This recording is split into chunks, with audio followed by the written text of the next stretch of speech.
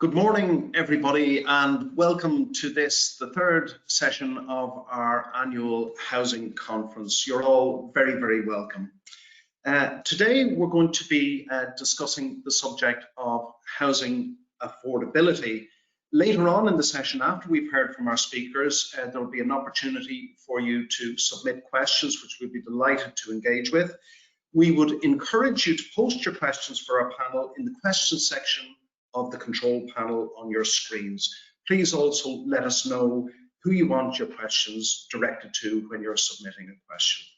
Great. Well, we have a fantastic panel of absolute experts lined up for you this morning. Later, we will be hearing from my colleague Jim Bainham in the Housing Agency and from Professor Michelle Norris of UCD. But before we hear from them, we're going to hear from Conor O'Toole, and Conor is going to talk about the housing cost overburden in Ireland. Conor is a senior research officer at the ESRI. Conor's responsibilities include research on housing and housing finance, and Conor's background in housing goes way beyond this, because previously he worked in the central bank, where among his duties he looked at macroprudential rules and the mortgage market. Conor, over to you. You're very welcome. Please take the stage. Okay, thank you very much, John, and it's a pleasure to be able to speak this morning at this conference. Really great lineup. I'm as looking forward to the other presentations as everybody is, and then also really looking forward to the Q&A, and hopefully we can have a good discussion on the topics. What I'm going to talk today is going to be two studies that we've done recently about how we measure housing cost, or the burden of housing costs for households. And I'm going to make some inference about the degree to which this is a structural issue or a cyclical issue, and then pose some questions about how do we think about it in a post-COVID environment and what the implications of COVID, the economic shock related to COVID are going to be. Next slide, please. So in a sense, I don't have to convince everybody here of the importance of understanding and measuring housing affordability. You know, obviously, many households face very, very serious pressures in terms of maintaining their housing cost payment. And over and above that, the housing affordability is a major challenge, not only socially, but for the economy. For example, high housing cost burdens have an impact on competitiveness. They have an impact on the degree to which incomes pass through to consumption. So it's a very, very serious issue for both households and also for the macroeconomy. One of the impacts of the pandemic that we have looked at more recently has been the disproportionate effects on low-income renters, in particular, the type of sectors that people in the rental sector have been working in, are the ones which have been most badly affected by the pandemic. And I'm going to talk a little bit about the impacts of that on measuring the housing cost burden for the rental sector, and we can discuss some policy implications of that. So as I mentioned, the research is going to draw on two papers. One is a 2019 paper where we looked at trends in housing cost using international metrics across different tenures in Ireland, and I'll make some comments on the findings of that. And then a more recent one, which we published this summer, on the impact of the pandemic on affordability in the rental sector being the area that the first paper indicates as the one with the most severe affordability challenges. And next slide, please. Okay, so let me talk a little bit about what we do in this first paper and why I think this is a particularly important paper to draw on when I'm trying to discuss the issue of housing cost burden in Ireland. What we did in that paper was looked internationally about what metrics are used to measure the burden of housing costs. And there are many used in the international literature. But what we did was we drew on a number of them. One being a very simple measure, so how much does the payment represent, as a share of monthly income, so how much rent is paid out relative to income every month, and for mortgage holders, how much mortgage goes out as a share of income every month. The second one is an international benchmark for whether that share is more than 30%. So do people spend more than 30% of their income on their housing cost every month? Two more refined measures, which I personally prefer when we're trying to get at the overburden element, is to one, only look at the 30% share for the bottom 40% of the income distribution, because these are the households that often have fewer resources left over after their housing cost. And then the final one, to me, is a much tighter definition of the overburden. And this looks at how many euros people have left after their housing cost, and is that sufficient to cover a basic standard of living. So we use the Irish version of the EU Silk for this, and we try to look across different tenures and across different households to see how many people we would be classing as having a high housing cost burden by using these particular measures.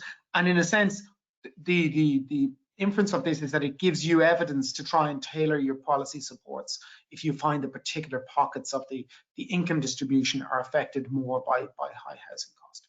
Next slide, please. So these are two of the key kind of findings that we put forward in this particular paper. The left-hand chart here has mortgaged households. The right-hand chart has private renters. The four different lines from Q1, Q2, Q3, and Q4 represent different quartiles of the income distribution, one being the lowest income households in purple, to red being the highest income households in Ireland. And what you can actually see, what is represented is the average housing payment to income ratio. And it's very, very clear that higher income households, either in the mortgage market or in the rental sector, don't face major housing cost burden on average. But that when you focus in on the lowest income households, you know, they're spending over 40% of their income on either the rent or the mortgage. And in particular, the issue of whether this effect is cyclical, you know, rents have risen very recently quite rapidly, or this is structural. What you can see for the lowest income households in the rental sector is that they have for 10, 15 years they've been spending a very, very high share of their income on rent, and that is the structural nature of this particular problem. Next slide, please.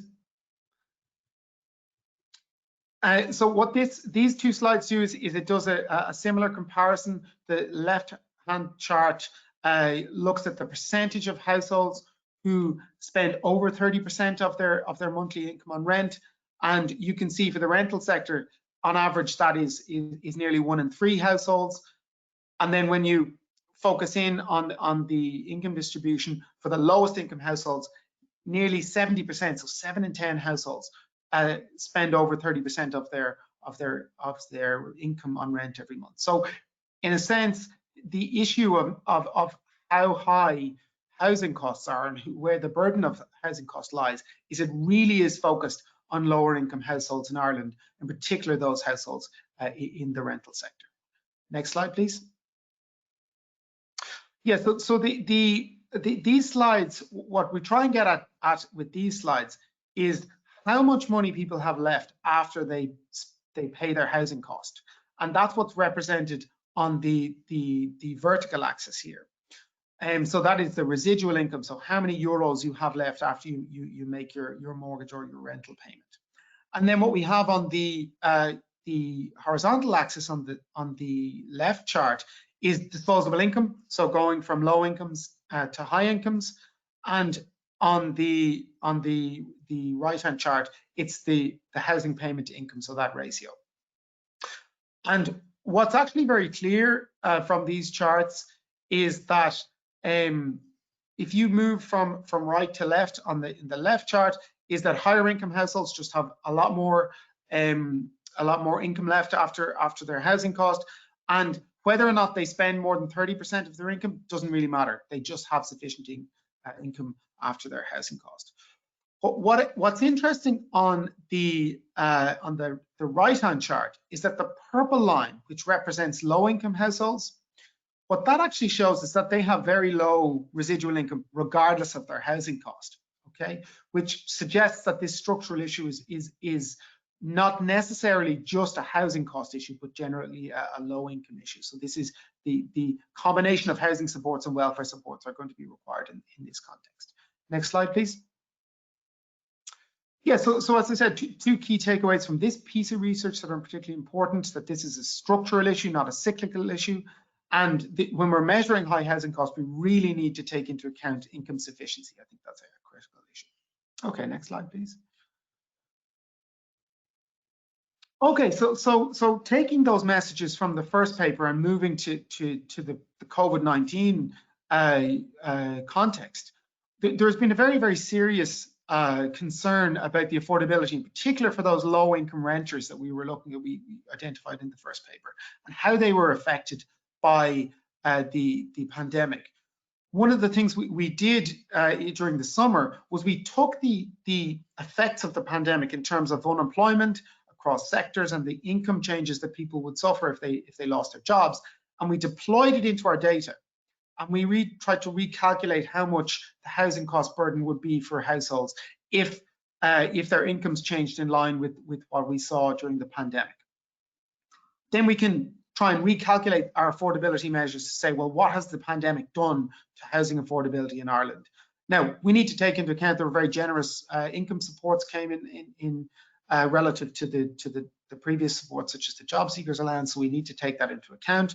And we also try and take into account the fact that during in particular the first lockdown, people's spending habits changed radically, and we want to take that into account in the early stages to see if that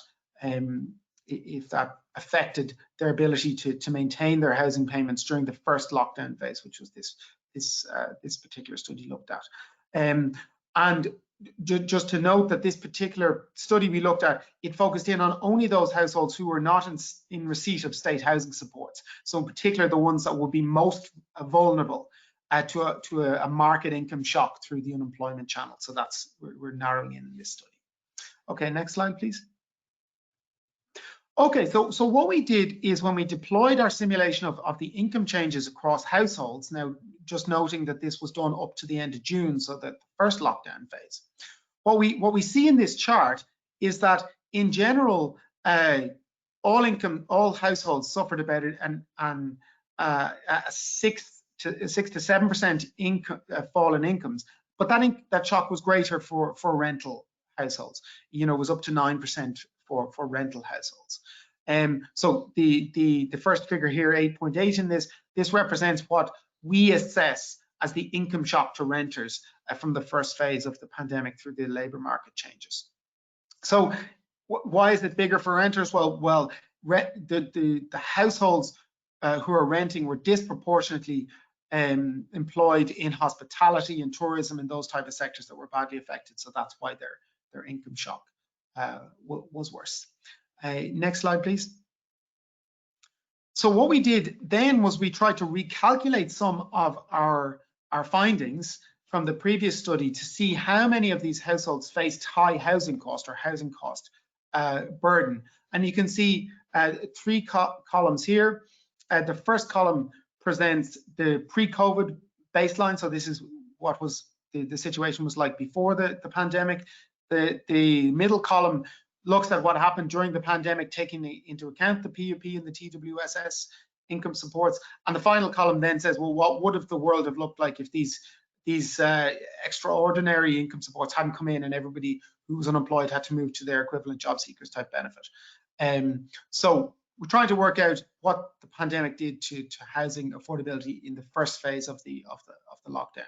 And then on the first column here just provides each of the different indicators that we have, with RTI representing the rent to income ratio on a monthly basis, and the acronym ISR representing an income sufficiency ratio. So is the residual income left after housing costs enough to buy a typical basket of goods and services? So what we find in particular is that there was quite an increase in overburden. If I can draw people's attentions to the very last line, the last line shows the percentage of households whose income after housing cost would be unable to buy a typical basket of goods and services. And that went from about 1 in 3 before the pandemic to we estimate about just over 40%, so quite a considerable increase, taking into account the PUP and TWSS. That would have been a lot worse. Well, certainly 5 percentage points worse if the job seekers benefit had been the welfare support, but the income supports were more generous, and they did some work in lowering that effect. And next slide, please.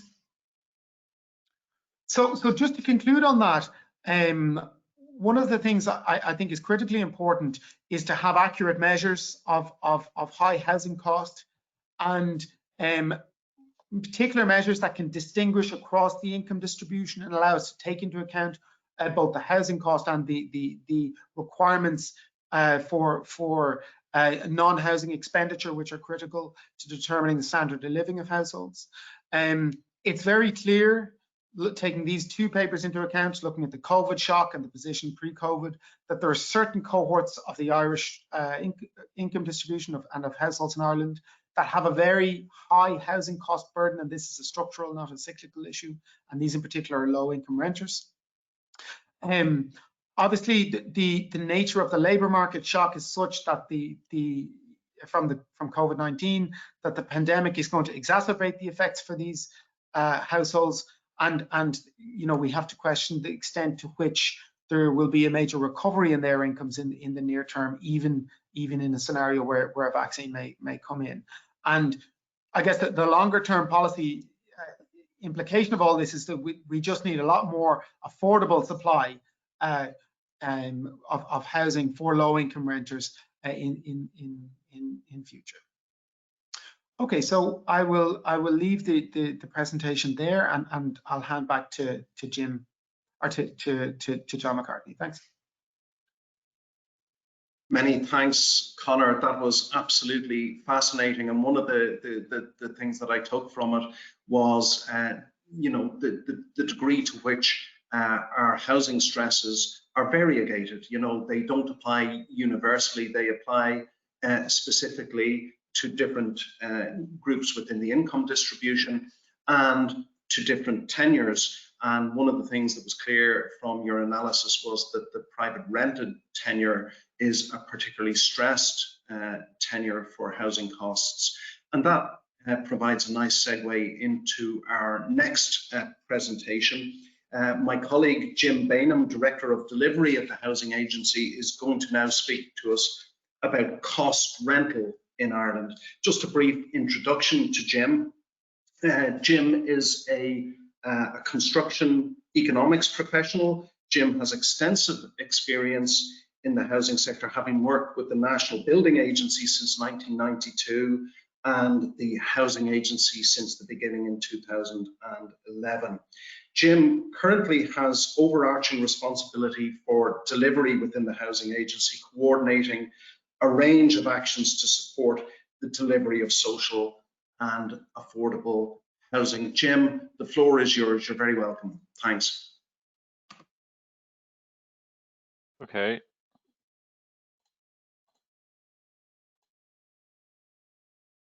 Sorry if there's any technical issues there. I hope people can see the presentation. I'm taking the risky option of doing this myself. So we can see everything, Jim, and we can see you, so all is well. That's fine. Listen, that's great. Thanks, John, and thanks to Conor as well for the lead into this presentation. And I hope that the presentation I have will be of interest to everybody who's tuned in. So I'm going to talk about cost rent in Ireland, and just did a couple of slides. It's not a very long presentation, but just, I suppose, to set up what it is, the potential cost rental in terms of what we believe it can achieve, and also where we are at the moment in terms of trying to deliver cost rental. So in terms of what cost rental is, it's housing for rent where the rents charged are only set to cover the cost of delivery, managing and maintaining the home. So I suppose the most important thing is that it's independent of market rent in terms of fluctuations that might arise in times when there's high demand, or there's economic activity which drives market rents up. That won't influence cost rental. So cost rental is its own, it has its own way of dealing with how rent setting is done, and it's independent of market pressures. A key objective of cost rental is to deliver affordable rental or affordable housing for moderate income households. So effectively, what it can deliver, what we believe it can deliver, is stable rents that are affordable, secure tenancies through professional long-term management and retention of cost rental housing, a sustainable funding model, which I might talk about a little bit later on as well, in terms of there is a link between the rents being paid and the delivery of housing, which isn't really the case with social housing. And also, once it's available at scale, it can also have a moderating influence on the private rented market. This is just a brief outline of how the principle works. Provision of sites and construction costs, they go into delivering the dwellings, which then have to be maintained and paid for in terms of debt and management maintenance costs, and that drives what rents are charged. The next slide is just a demonstration of what we anticipate will happen over time. The blocks at the bottom there represent a model of what cost rental dwellings might, in year one, they might start off costing €1,200 to rent. And there might, in this particular example, we put in a 21% gap to market rents. But I suppose that the longer term trend of market rents over time, we anticipate that will inflate at a faster rate than consumer price inflation. Now, we're at a slightly odd time at the moment where consumer price inflation is negative and rental cost inflation has also gone negative. But over long term trends, we would project that market rent would outstrip consumer price inflation, and that the advantage that cost rental dwellings will have today would be magnified over time. So there's a long-term benefit. I think that's the main message to take out of the slide, is that there's a long-term benefit in building up a cost rental sector. In terms of building up a sector, obviously it is a new sector, but the programme for government has set out a commitment to delivering cost rental. So this is the first time it's really been set out as such at government level. It's previously there'd been discussions about it being desirable, etc., but this is the first time it's really been clearly set out that it is an objective. So, and in the budget, there was a number of affordabilities and affordability measures announced and funding for same, but there was a specific set of funding that went to cost rental for something called a cost rental equity loan. So again, that's the first time there's been a particular set of funding set aside for cost rental, and I'll talk a bit more about that later. So cost rental, I suppose one of the things that maybe is a little bit different to the way some European countries do it, it's specifically set out to deal with a separate cohort from social housing, and in some other jurisdictions, effectively, cost rental kind of encompasses social housing, but they'll be delivered in addition to social housing. So the targets of the programme of government in relation to social housing, which are for at least 50,000 dwellings over the lifetime of the government, cost rental will be in addition to that. And it's clear that there shouldn't be any competition between the two of them. Again, another key aspect of cost rental is that it's seen as being an enabler or a facilitator to developing sustainable communities on larger local authority and state-owned lands. Larger lands, I won't mention any recent case with a large piece of local authority land, but they can be, a large piece of land can actually be quite challenging to develop, particularly if you want to have mixed income households living on development of that site. So cost rental is again a very useful tool in trying to achieve that and being able to kind of develop larger sites. The legal basis for cost rental is it's anticipated it'll be set out in an affordable housing bill, which is currently being prepared, and it's anticipated that hopefully we get to the Oireachtas before the end of the year, and it'll just give some legal backing or basis to the definition and then ultimately the development of cost rental in Ireland. How will it be delivered? At the moment, there's probably three kind of delivery channels that are anticipated. First of all, by approved housing bodies and local authorities on local authority land with the assistance of the Service Site Fund. And Enniskerry Road, which I'll mention again in a little while, is an example of that, where there was effectively a free site, but also the Service Site funding, which helps deliver lower cost rents on that site. Also, specifically by approved housing bodies using the cost rental equity loan. So that's, again, a specific set of funding for approved housing bodies. And then the third channel that's envisaged at the moment is the Land Development Agency. And they're developing plans on a number of sites to deliver cost rental. And one got planning their approval there in terms of Shangana in Dunleer Down. So that's moving ahead, and a significant volume, I think over 300 dwellings that are going to be delivered under the cost rental model. In terms of making it affordable, it is a challenge. Again, if you have an expensive site, you deliver an expensive housing development on it, the rents that you need to charge will be high. So you have to use a number of different levers to try and make sure that the rents that can be achieved are lower. So local authority land or state land, if it can be made available at low cost, is a major assistance in relation to that. The SSF is the Service Site Fund, or CREL, which I'll talk a bit more about, can reduce the initial cost burden that needs to be serviced at the outset. That obviously lowers rents. Then there's long-term debt arrangements. They're a significant feature of cost rental in other jurisdictions, and again, we're developing that in Ireland too. And the other aspect is keeping operational costs down while maintaining good properties that are desirable to rent.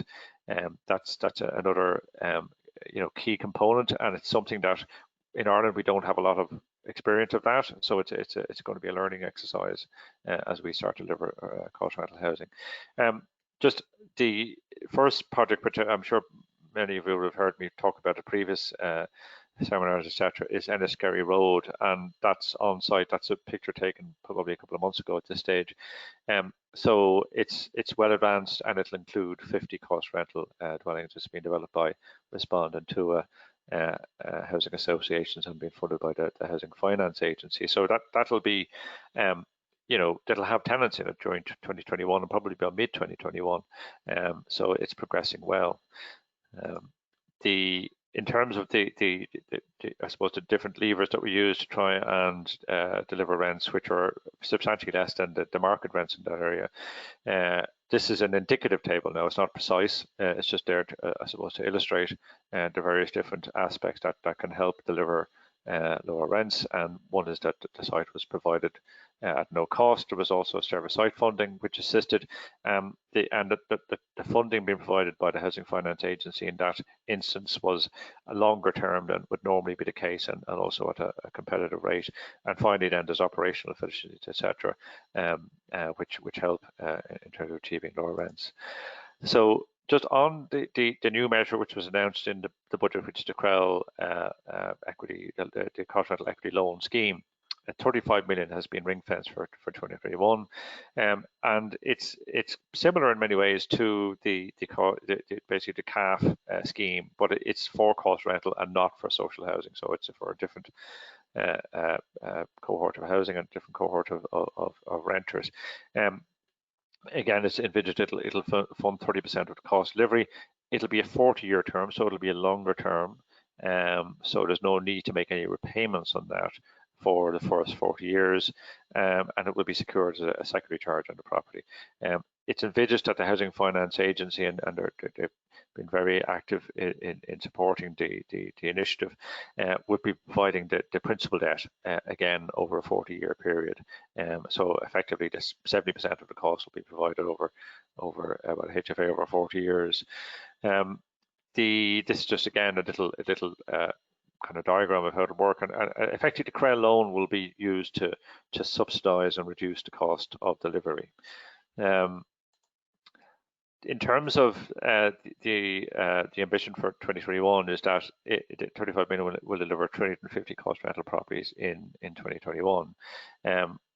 IHBs will be invited to make submissions in December, which is this month, which just started December, and it's intended that we'll be selecting suitable properties for funding by the end of January, which isn't very far off. So alongside the 50 properties in Enniskerry Road, up to 400 cost rental dwellings could become operational in 2021. So that's me, and hopefully you found that interesting. Fantastic, Jim. Thank you very, very much for that. One of the interesting things about Jim's presentation was the clear focus on operation costs as well as the initial costs of delivery. And our final speaker for today, Michelle Norris, is going to speak more about operation costs, specifically the affordability of housing stock maintenance in local authorities. Let me just introduce you briefly to Michelle. Michelle is a professor of social policy in UCD. Michelle publishes extensively on housing. Her research interests include the management and financing of social housing, regeneration, and comparative analysis of housing in Europe. Michelle is a member of the NESC. She is the chair of the Housing Finance Agency and a member of the board of the Land Development Agency.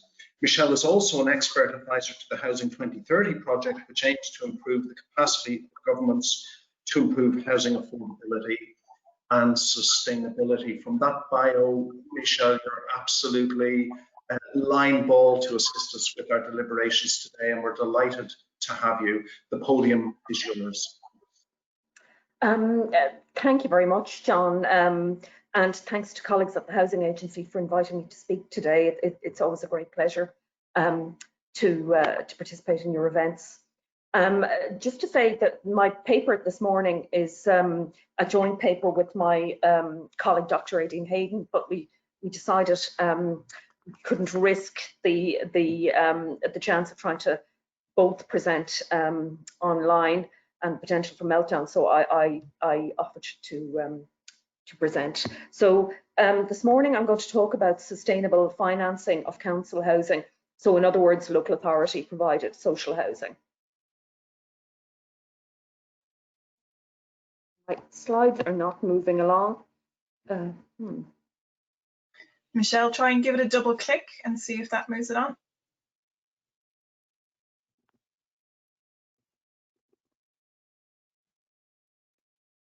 Yes, okay, gotcha. So just to mention, my paper draws on research that was funded by the Community Foundation for Ireland and was funded specifically by 2 anonymous donors to the Community Foundation, so just to acknowledge their contribution. And it uses case studies of 5 urban and rural local authorities to examine the financial sustainability of council housing. So this is a very topical issue at the moment, and there's a very interesting debate in the media and in the Dáil about the value for money of different options for providing social housing and the value for money of council building and purchase of housing compared to other options. So I'm going to talk to that debate briefly and then set out proposals for strengthening the financial sustainability of them.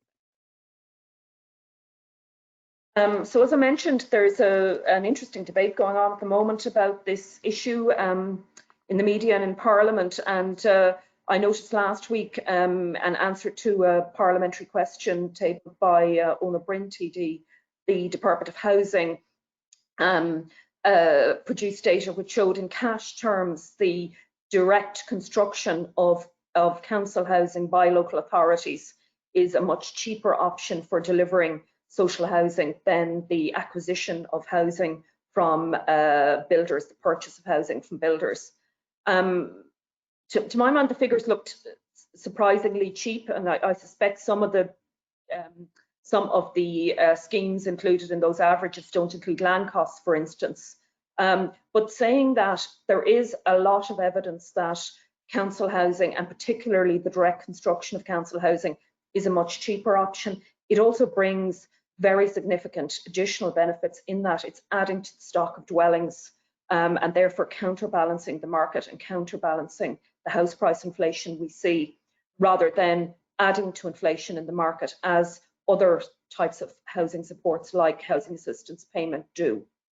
And there's also a lot of additional evidence from various sources that this is the case. So just to illustrate this, these are two graphs from a report done by the Irish Government Economic and Evaluation Service in 2018, and it looks at the net present cost over 30 years of delivering 3-bedroom housing in Fingal County Council and in Meath County Council. So you can see that the graph presents a range of prices from the cheapest to the dearest, but in both cases, direct local authority construction of social housing is the cheapest option.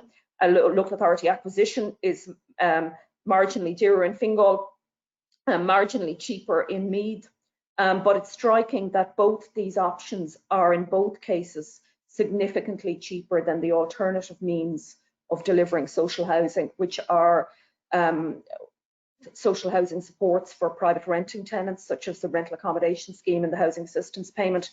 And also, you can see in the middle of the graph, it's also cheaper than the procurement of housing by approved housing bodies via the CAF loan, which Jim mentioned, and then a lease payment paid from the Department of Housing to approved housing bodies. So even as what I call a real or proper form of social housing, the cost of delivering council housing are cheaper than the alternatives. Now, one key reason for this, which isn't commonly understood, is that the mechanism for funding council housing is quite different from the mechanism for funding general needs or standard family housing produced by approved housing bodies, for instance. So councils get most of the funding for house building or purchase grant from central government. Since 1990, that grant aid has averaged at between 70 and 100% of construction or purchase costs. Then local authorities use their own capital to top that up to 100%. So the capital to build or buy dwellings comes from central government and local government lump sum finance. And then the revenue costs, the ongoing costs of management and maintenance, are funded by rents which are income related in our social housing sector. And the latest data we have for the price of income related rents is from 2015, so it's a bit out of date, but we know they are low. So they averaged €52 a week in 2015.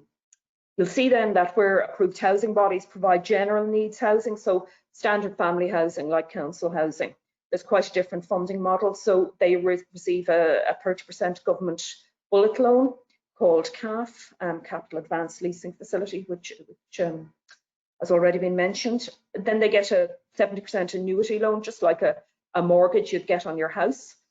Most of this is provided by the Housing Finance Agency currently. Some of it's provided by borrowing from banks, some investment firms also.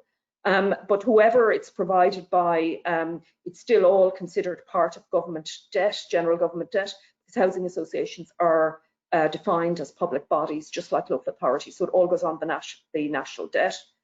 So that's the capital side. And then to fund management and maintenance, revenue, debt service, the revenue side comes from income related rents, which are also income, the exact same as the rents that operate in the local authority sector.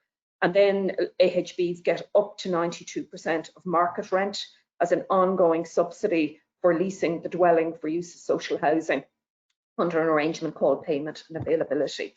And in my experience, the vast bulk of the subsidies is set at 92% of market rent.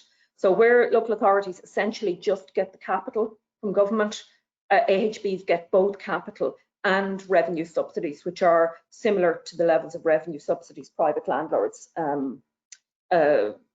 provide, and then that's used to service the capital over the long term. But the subsidy, certainly at the start until the capital is repaid, is higher. So positive.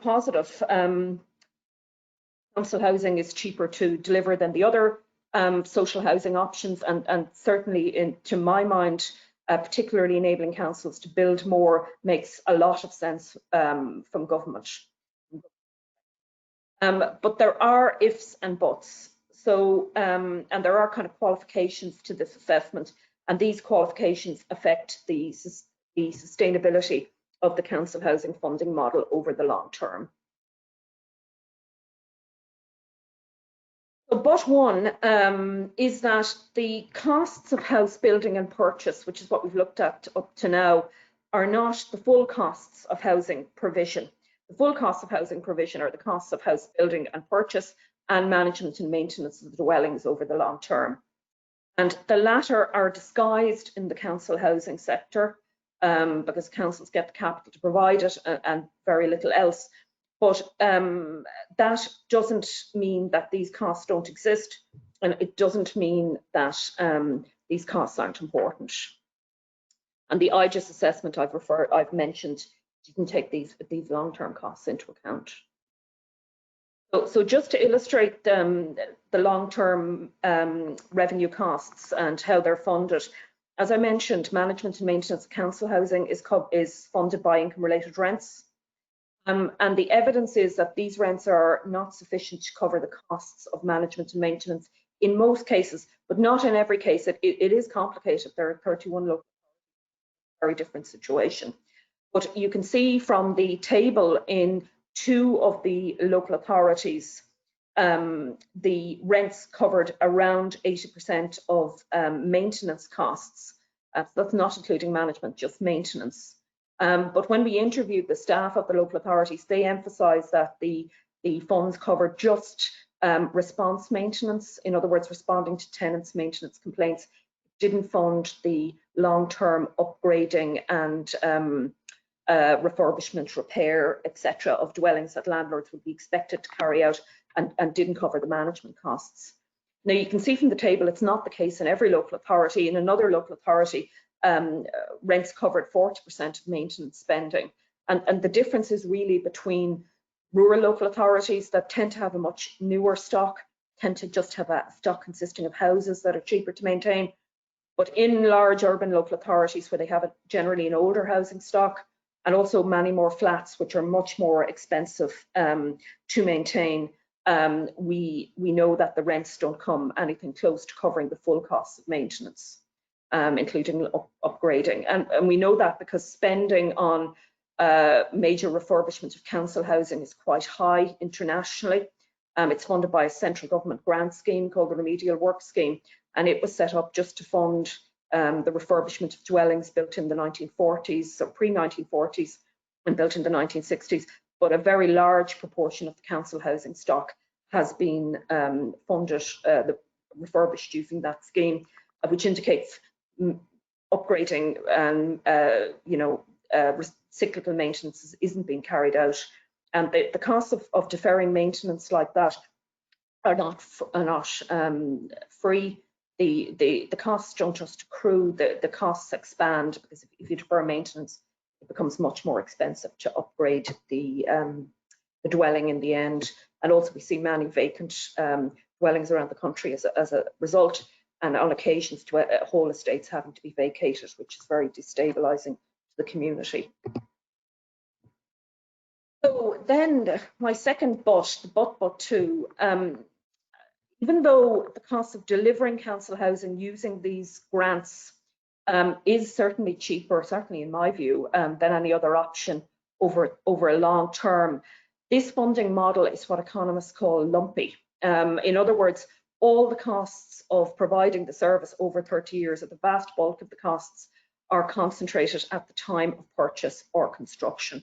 So it can be very difficult for government to just come up with the money to do this at certain periods when the economy is in difficulties. And always and ever, the pattern of public spending fluctuations in Ireland is that capital spending is cut first, because it's politically much more easy to cut capital spending than it is to, for instance, cut my wages or cut social welfare.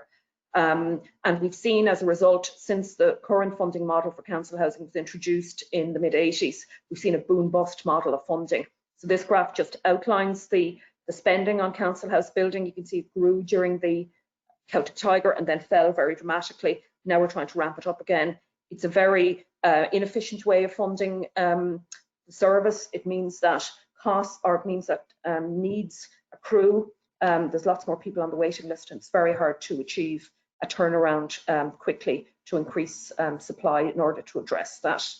It's also inefficient from an economic investment point of view, because we're taking investment out of the economy when the building industry could do with it in a bust, and then we're putting it back into the building sector in the middle of a boom when there's very poor value for money. I've also included in the graph the spending on refurbishment just under the remedial work scheme, central scheme, just to give you an idea of its scale. I haven't included spending on things like voids, which are also now funded by central government and are quite substantial.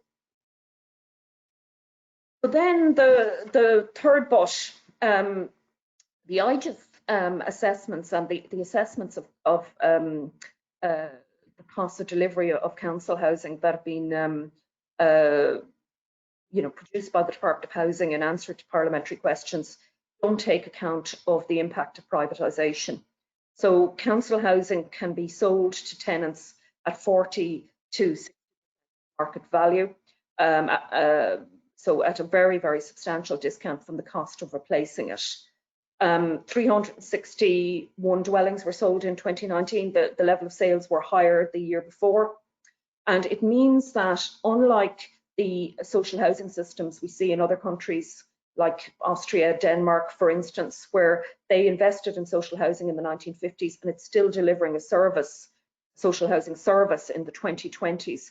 In Ireland, the value of historic investment has been lost due to privatisation. So as dwellings are privatised, each subsequent generation has to come forward and fund the provision of new dwellings to replenish the stock.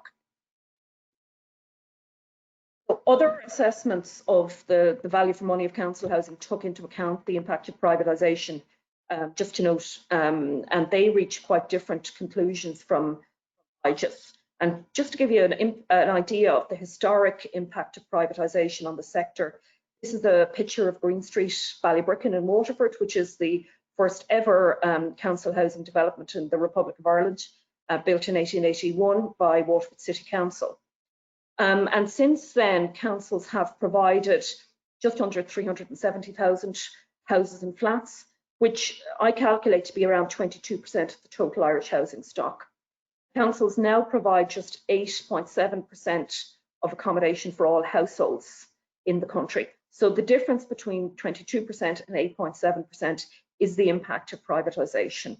And without this privatisation, the Irish social housing sector would be the same size as some of the biggest social housing sectors in Europe, such as Denmark and Austria, for instance. It's about 20% in both countries. So in a lot of ways, our current crisis of supply of social housing reflects the historic impact of privatisation rather than the impact of historic undersupply. So then finally, I promised you some ifs and buts. So I've done the buts and now the ifs. So even in view of these issues regarding the financial sustainability of council housing, in my view, it's from a government point of view, it has lots of traction. It provides better value for money, even currently, than options like RAS and HAP. It doesn't add to inflation in the market. It's counter-cyclical intervention. And also, if we made some reforms to the council housing sector, it would be more financially sustainable. So a very obvious one is to end the tenant purchase scheme in urban areas where the dwellings are very expensive to maintain. In rural areas, that argument is less convincing. Another option is to reduce the discount received by tenant purchasers, which is in the programme for government, and I would hope the government would go in and implement that. It's not widely understood that the children and grandchildren of council tenants have a right to inherit their children or their parent or grandparents' tenancy in certain circumstances. Obviously, this is necessary in some cases where children may be vulnerable, where it's a spouse or a partner who's nowhere else to live. But this is quite a widely used measure, particularly in rural areas, and that in view of the shortage of council housing, there's a very strong argument for discontinuing it, in my view. And finally, there is also a strong argument for relating rents to costs, not to incomes. And this is the model that was used to fund social housing historically in Ireland, and also is the model that's used to fund social housing around Europe. Obviously, for people who can't afford to pay the cost rent, you would need a subsidy like HAP. But providing rent set at costs has lots of benefits in terms of the efficient management of the sector, not just in terms of funding the sector. So it would provide sufficient income for cyclical maintenance and avoid the cycle we're in now, where the quality of the stock reduces over time. It would incentivise higher rates of rent collection. Rent collection is very high in some local authorities. Rent arrears are very high in other local authorities, and particularly where court action needs to be taken, it's often just not worth it because the rents are so low. And finally, it would enable the use of loans rather than grants to fund the sector. So most European countries use loans to fund the sector. It gets over this problem of lumpiness I mentioned too earlier on, and it distributes the cost over the long term. But it also has additional benefits in terms of incentivising rent collection, for instance, if it's been used to pay back loans, and incentivising stronger management. And historically, this is how our council housing sector was funded. So I'm regularly asked how we managed to build so many council houses in the 1950s when we didn't have any money. And the reasons are, well, firstly, we subsidised it using property taxes, or rates as they were called at the time. Secondly, we used loans. And thirdly, we repaid them using cost rents. So in my view, there's very strong arguments for returning to that model that's used in the rest of Europe, and would help with improving the financial sustainability of the council housing sector. So thank you. That's everything I have to cover. Thank you very much, Michelle. That is, if ever I've seen it, an endorsement of the truism that the devil is in the detail. That is really absolutely fascinating stuff. So that brings us to the end of the 3 presentations. May I just remind people in our audience that the slides are available in the handout section of your control panel, so you'll be able to access all of the slides there at your leisure. I'd also remind you that you can feel free to fire in questions for any of the panelists through the question section of the control panel on your screens. And if you're doing that, please just identify who you would like to address the question to. So if there are no questions from the audience, perhaps I could get the ball rolling. And it was just a quick question really for Michelle. So from your presentation, I took that the costs of maintaining older local authority properties are much greater than the costs of the the younger stock. And is there a sort of a break-even point where it makes sense to actually sell off local authority stock once it comes to a certain age, and that financially you'd actually be better off doing that? Thanks for that question, John. The answer is yes on some occasions, and the big social landlords in European countries, they regularly sell their stock. They make a decision that there's no land in a certain area, or the costs of refurbishing the apartment block outweigh the benefits. But it's done for stock management purposes, sold at market value, replacement cost. Privatisation at a discount is something quite different. So you can't manage your stock in an efficient way, because often stock is sold off. Because why would you buy your council house if you weren't happy living there and wanted to live there long term? So it actually creates inefficiencies in terms of trying to maintain the dwelling.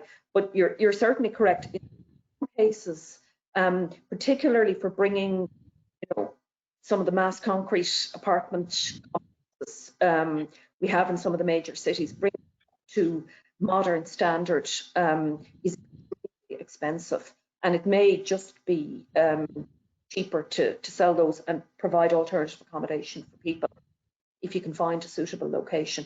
So normally that would just be as part of kind of prudent management of stock. You do it through privatisation, through sales, achieve.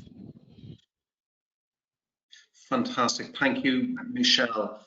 I have a question coming in here from the audience for Conor. Conor, thanks for a very interesting presentation. What are your thoughts on the affordability of 35% of net income for those just above the social housing threshold? Yeah, thanks very much, John, and thanks to the audience member for passing that question on. You know, there is no hard and fast rule about what proportion of income is the correct rule. And anytime you set a particular parameterization, you say 35 or 30, you create these cliff edges that people just beyond the threshold can be, you know, excluded for inclusion in a policy instrument that may be brought in. Internationally, it is closer to 30%, the rule that's used in a majority of jurisdictions. I know it is more complicated to calculate, but I do have a preference for the residual income-based measures, which take into account not only the share of income that's spent, but you know, the extent to which what's left allows you to purchase a standard lifestyle that we would expect people to be able to have in any jurisdiction. And what we find, which is one of the charts I was trying to show earlier, is that actually for people on very low incomes, they may have a very low housing cost to income ratio. It could be only 15%, but what's left over is insufficient to purchase a standard basket of goods and services. So it really is important to think of the residual income component to how much that is able to purchase your basket of goods. But you know, in terms of whether it should be 30 or 35, you know, there is probably for lower income households where we do know the residual income is squeezed, it's probably better to err on the side of 30 to 35. But I think I would be, if feasible and if applicable, moving towards measures which take into account more the sustainability of incomes than the particular metric of what percent. Very good, Conor. Thank you. I just wonder, Conor, is there a sort of an income life cycle aspect to this as well, that incomes are closely correlated to your experience as a participant in the labour market? Young people earn less, and would it be expected that you know, it may be normal for young people to have to share or to shoulder a higher housing cost burden early in their careers until they build up their experience? That is definitely the case, but it is tenure specific. So the extent to which your income grows faster than your housing payment, you will have a lower burden over time. And that is naturally the case for mortgaged households, because unless interest rates change, payment will normally stay the same and incomes will rise. That is obviously not the case for people who are exposed to private market rents and where rental inflation grows maybe quicker than incomes over time. The housing cost share could actually go up. So I think that's why it's particularly important to look at this on a tenure by tenure basis on the extent to which the payment is exposed to either rental inflation or to interest rate changes. And the benefits that we get from amortizing a mortgage obviously don't translate across to the rental sector. So in particular, the life cycle effects may not help the low income renters who are exposed to private rents. That said, in markets where you do have rent controls, in Ireland we've rent pressure zones, but in markets where you have rent price inflation capped, that can help to lower you know, the relationship between price inflation and rental market and income inflation. Excellent, Conor. Thank you very much.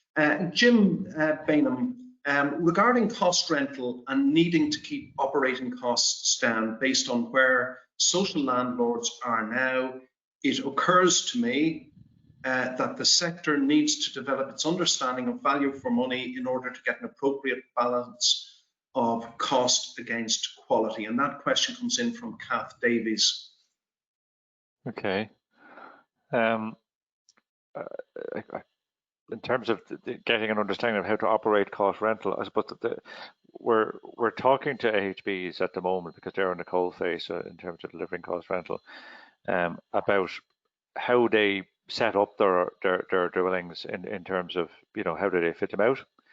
Because again, we haven't had this tenure, notwithstanding the fact that the social housing used to effectively be done in that fashion in the past. We haven't had this tenure before. So the like say for Enniskerry Road, the I suppose approach that was adopted at the time, in terms of looking at long-term cost of you know, managing and maintaining, is that we put the same sort of costs, and the AHBs put the same sort of costs that they're more familiar with from social housing, basically into their models, and that's probably the best fit we have at the moment. But in terms of whether that mirrors what the sector will develop as time goes by, we're not so sure. So like I know in some of the European countries, and I was just looking at a document there today, the way some of the schemes are delivered, they're quite robustly delivered in terms of they can be quite, you know, plain, some of the apartments that are delivered in some of the European countries. And in terms of fit out, you might be expected to bring a lot of your own fit out, and that helps in terms of the you know, reducing rental costs. But it's something that, from our point of view, I mean, there's a couple of things I suppose anybody getting into cost rental has to be conscious of, is people have to want to rent them. Like to a large degree, you know, the social housing market, once you're in social housing, they're kind of a captive audience to a large degree. But with cost rental, if you don't have a place that's actually good to rent, people can easily move out. And so they have to be, you know, good. They have to be in decent locations that there's a demand for them, and they have to be well maintained. So there's definitely a balance and a skill that has to be developed for the sector in Ireland. Great, Jim. Thank you very much. I have a couple of other questions in here for Michelle. Michelle, you'll like this one. Wouldn't the model you propose also need the council to ring fence its housing income? Have you any views on what structural changes this would need in local authorities? Yes, I do like that one. Yes, and another issue with council housing is even in local authorities where the rents are sufficient to cover management and maintenance, the rental income goes into the council's general revenue. It's not accounted for separately. And in some cases, you know, the level of maintenance carried out compared to the rents would indicate it's being used to subsidise other services. So I personally have I'm not minimising the challenges of trying to manage a council budget and strike a rate, etc., etc. So I want to put that bit in. But I personally have an issue with that approach, because I think it can mean council tenants who are low income are cross-subsidising other services, and it would be far more preferable if the revenue from housing was ring-fenced and reported separately in the budget, as it's done, for instance, in the UK. It would also make the actual revenue and actual costs clearer, and it would also make clear what additional subsidy needs to be put in place. So I think that would have to happen. Very good. Thanks, Michelle. And while you have the microphone, Michelle, there's another one here for you. Sorry, it relates to borrowing costs. Does your analysis of council procured housing take into account the cost of government borrowing? The AHB costs do include that, so perhaps this is another point. Yeah, I have to confess the analysis wasn't mine. It was the Irish Government Evaluation Service. So I have to acknowledge that. And I must check, did they take into account borrowing? Of course, for many years we were in surplus on an annual basis, right, until COVID. So you could argue that the capital costs for council housing weren't borrowed.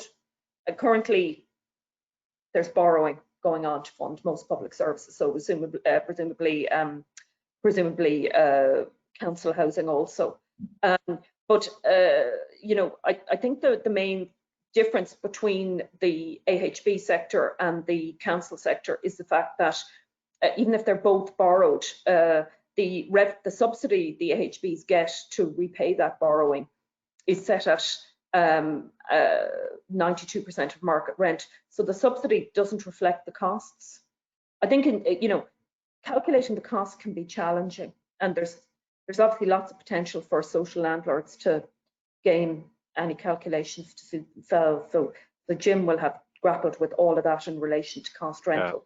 But it is still better to have subsidies related to actual costs of provision rather than a metric that's completely unrelated to cost, like market rents. So, the problem with relating it to market rents is the subsidy may be just too generous. Or alternatively, you may have a situation where you have a social housing development in a part of the country where the rents are very low, but the development cost may be very high. You might have a very difficult to develop site.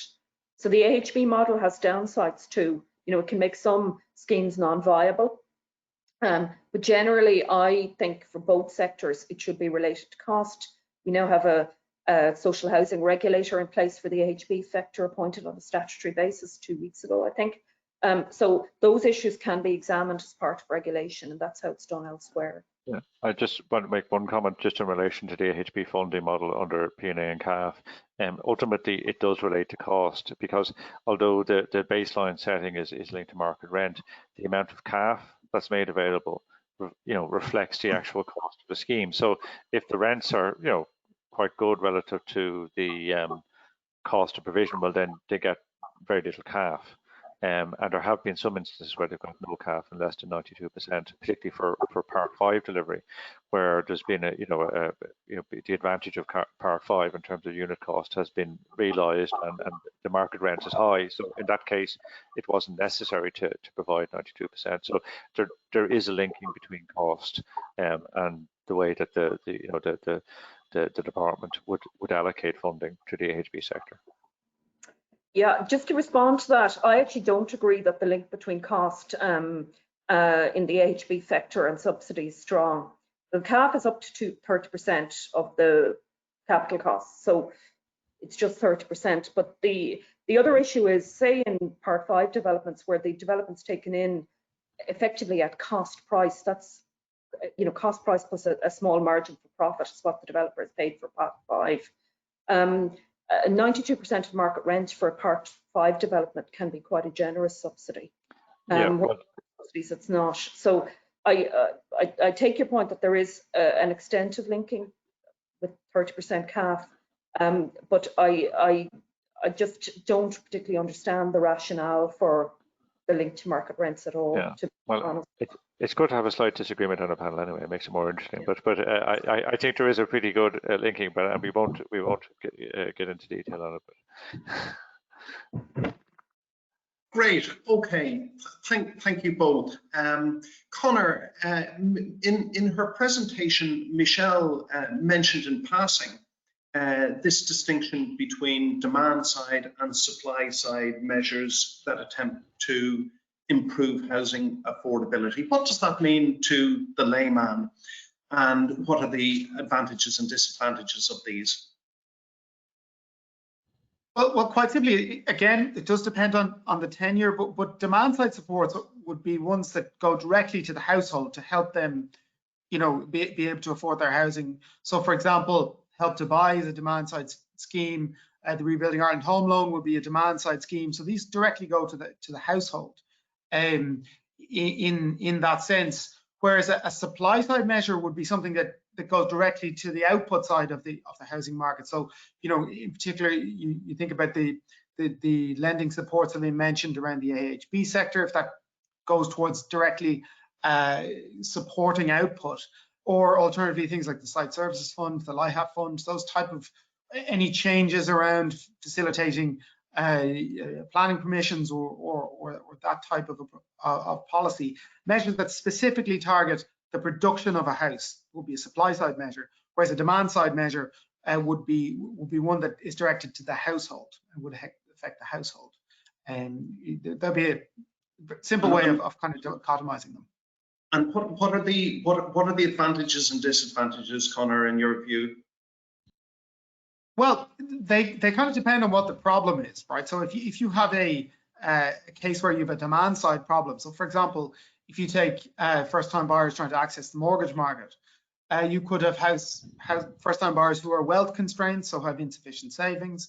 You could have households that are income constrained, so they can't leverage sufficiently on the income supply side. So for those households, if you can target demand side instruments to them, so equity supports or lending facilities, that may help those households access the market, and that can be a welfare positive approach. However, if your issue is a supply side issue, so we've an issue with the production of sufficient housing at sufficient cost at an affordable price, well then you need to balance your market more towards the supply side, understanding the supply side. And certainly from my point of view, when you think about the Irish housing market, many of the issues that we are thinking through often come back to the insufficient quantity of housing at an affordable price at present in the market. So to me, the balance of policies moving much more towards the supply side is appropriate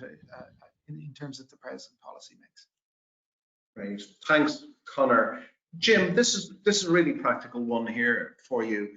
To Jim, it is envisaged that cost rental will be effectively limited to state, sorry, is it envisaged that cost rental will be effectively limited to state land provided at no cost? And the 400 cost rent dwellings coming on stream in 2021 mentioned, are these to be obtained via AHBs converting dwellings currently under construction to a cost rental model? And then finally, if time allows, can you expand on barriers to the development of a cost rental sector in Ireland?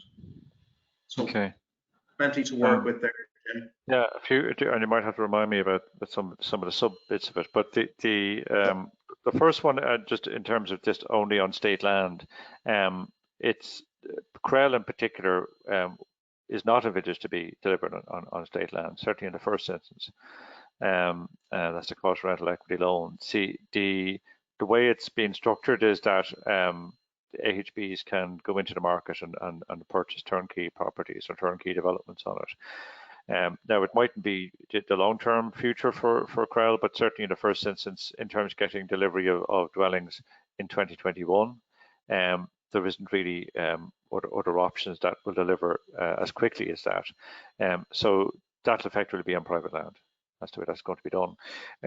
In terms of the second part, which are currently under construction, that would be the case. Either they're either in the ground at the moment or just ready to go into the ground if they have the ability to be delivered by the end of 2021. In terms of the constraints in terms of delivering cost rental, again, stepping back a little bit, I mean, there's to get rents at an affordable level, at a low level, there needs to be some level of subsidization. Now, the low cost land is definitely useful and can be very valuable in terms of delivering that. The experience from Enniskerry Road, due to the nature of that product, meant that that project being on the side of a hill with apartments, with underground car parking, etc., it meant it also needed service height funding. Like a scheme, a scheme maybe on a nice flat site with no debt on the site, etc., may be able to deliver cost rental without additional subsidies. That might be possible, and particularly if if we get good at delivering at scale, maybe having a contracting industry the way it seems to exist in some other jurisdictions where there isn't a boom bust cycle, there's more continuity of supply, and you get into not necessarily having a sausage line of repetitive housing, but nevertheless having systems which are repeatable in different parts of different sites around the country, and you can get production costs down as well. So like the challenges are very, there's a lot of challenges because we're starting out on the cost rental journey, and Austria in particular has been 100 years at it, and obviously they're very good at it at this stage. But we're starting out. We have constraints. One of them would be the availability of state land, but also that's a benefit because there are certain sites, Oscar Traynor Road being obviously an obvious example, where there's a need to deliver multi or mixed income housing there. It can't all be social housing. I think that's kind of accepted, that there needs to be a range of different households living there, and this is maybe one method of trying to do that, while retaining ownership over the land for the state into the future. So I think there's definitely opportunities, and there's challenges as well. But it's an exciting time at the moment, because we're trying to get it off the ground.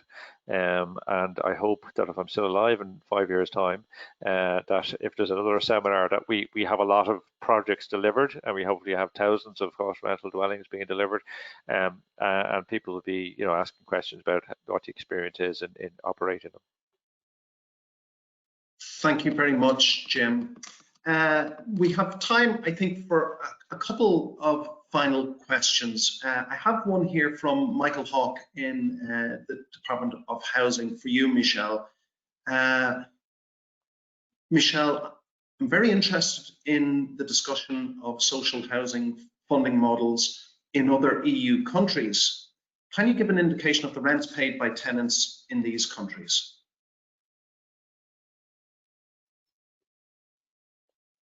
Oh, not off the top of my head, no, I'm sorry. If you send in your email, Michael, I'll send on some information.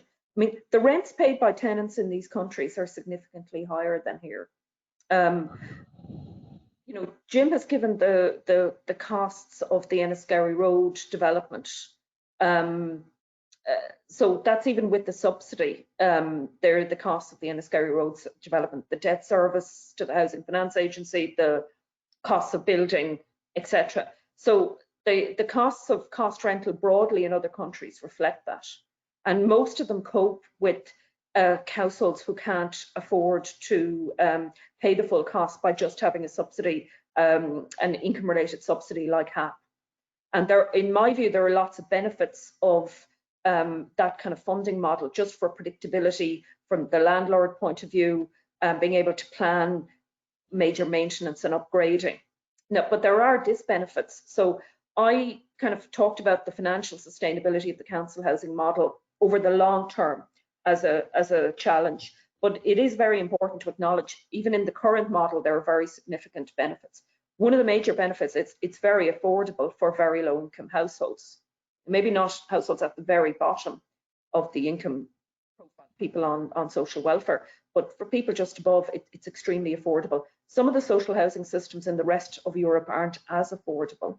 And in fact, people at the very lowest incomes don't tend to get in. They tend to be people in low paid employment rather than people on social welfare, for instance. And obviously somebody has to house social welfare. So there are very strong strengths to our system as an anti-poverty measure, which I'm not discounting at all. That's a very, very, very important issue. It's a very important benefit. The problem is trying to deal with the disbenefits. So we can't just fund the social housing sector as an anti-poverty measure, as important as that is. We also need to take into account the need to fund the sector properly. But I will put together some information on rents and send it on to the Department of Housing. So thank you for the question. Great. Thanks for that, Michelle. We've two more that I would like to try and get in. One comes from Dermot O'Leary in Goodbodies. Dermot is asking, how can the private sector be best utilised for the delivery of housing in Ireland, whether it be for affordable, rental, social or private? What are some of the principles we should be learning from others in relation to this? So the role of the private sector, how do we leverage private sector involvement to best effect? Anybody got any thoughts on that? I'll have a go. I suppose in developing cost rental and affordable purchase as well, which we haven't really talked about, there has been a number of private sector entities that have been in contact with the agency, and I think there's definitely an interest in the private sector in terms of trying to get involved.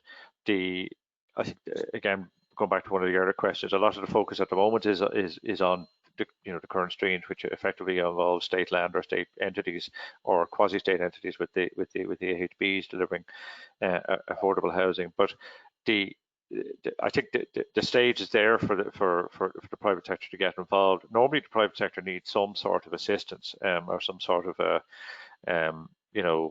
leg up of some sort or underpin from the state.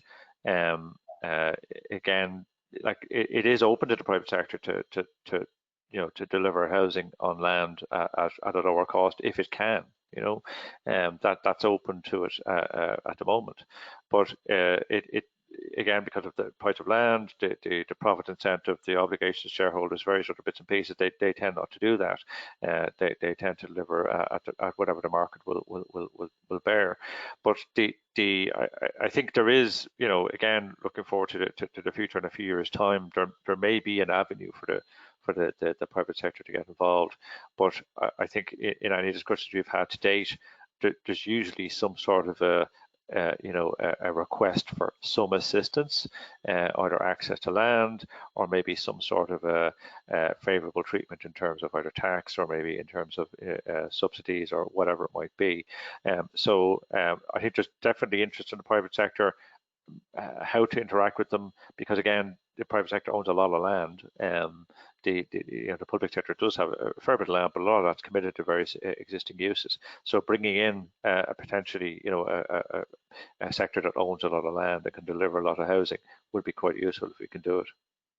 Yeah, great. Michelle, any potential for private sector involvement in the management of local authority housing stock? Well, in some countries in Europe, the package of social housing subsidies is put out to tender for public and private sector bodies to apply to. And obviously there are big benefits to having an open tendering process. I mean, Austria is an example, and in part they do it to get around state aid rules because the subsidy is available to everybody.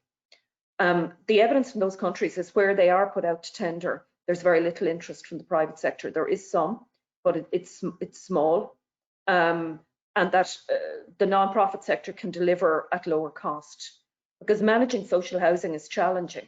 In many cases, it's challenging. So I suppose that's my assessment of that potential. Obviously, though, I mean, all housing is built by the private sector. People mentioned the need for government-provided housing, but we haven't had gangs of construction workers working in a local authority since the 1970s, and I don't know where is any local authority trying to take them back, to be frank. So everything is put out to tender to the private sector, and the private sector delivers. And I think the commissioning of developments from the private sector could be managed in a more strategic way for the state, better value for money for the state, better impact on supply, and also better impact on the private construction sector. So we had a situation here after the last bust where many smaller builders went bust. We have very few providers now really in the market, particularly with the potential to provide big developments. And we have a huge problem of undersupply. So I think in terms of government investment, cost rental investment, social housing investment, as far as possible, we need to use that to deliver additional supply by commissioning in the private sector to build on state lands that would provide additional supply, not just and to reduce the use of purchase from the market. I think that would be very positive. Other things I think are useful is things like breaking up contracts for very large development. I know there can be contractual problems with that and also design problems, but trying to use government investment strategically to encourage more competition within the market and a wider range of suppliers. So I don't know about commissioning out management of social housing, particularly in the way it's provided in Ireland. It's very targeted at low-income households. I don't know what demand there will be based on what happens in other countries, but there is a lot of potential, I think, for using government investment more strategically and thinking that through. We're in a crisis situation, so obviously any supply is valuable, but commissioned batch built from scratch is much more valuable. Great, Michelle, thank you for that. So we're coming up to 1 o'clock. We could go on for another half hour or even an hour based on the number of questions that we have unanswered. There's still well over 200 people in the audience hanging in there, and I think it is a credit to all of the speakers today that that's the case. You are absolute experts in your field, and you've given us a really thought-provoking and insightful morning of debate. So on behalf of the Housing Agency, I'd like to thank you all for that. It's been absolutely great. Just to remind people, the handouts are there in the handout section on the control panel of your screens. From me, all that remains is to thank the panelists and to thank the back office team that have been beavering away in the background to make this event run smoothly. Our events consultant, Gemma O'Halloran, and our head of communications, Camille Loftus, and her team, Michael McHale, Sarah Kennedy, and Tara Doyle. Thank you all very much indeed. Thank you. Okay. Thanks, John. Bye-bye. Thanks all. Bye now. Thank Thank you. We'll now close down the webinar. Have a great day.